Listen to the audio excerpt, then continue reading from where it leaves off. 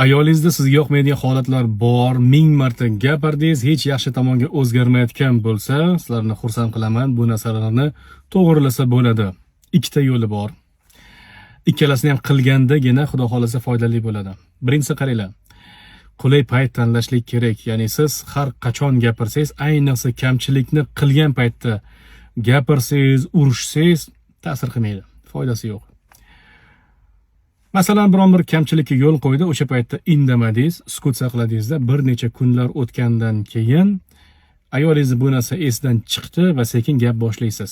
Ya'ni qulay payt kerak, albatta, foydasi bo'lishligi uchun.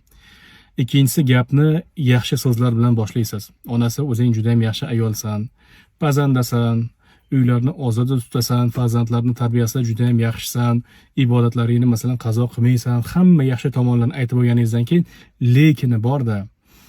Agar mana shu kamchilikni to'g'rilasang, senga teng keladigan ayol bo'lmaydi desanglar va sekin kamchilikni aytib qo'ysanglar, mana shu narsani qilmasang men xursand bo'lar edim desanglar, ishoninglar 100% ishlaydi.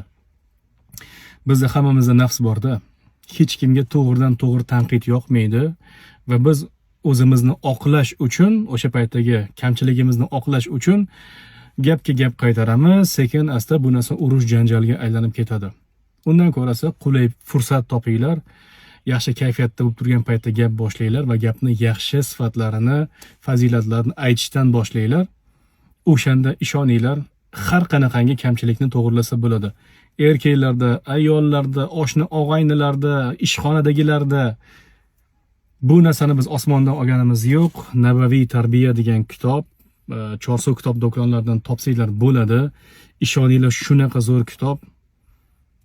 Hayotni yaxshi tomonga o'zgartirmoqchi bo'lganlar uchun mana shu kitobni albatta men tavsiya qilaman. Balki oramizda kimdir o'qiganlar kommentariy yozib qo'yinglar.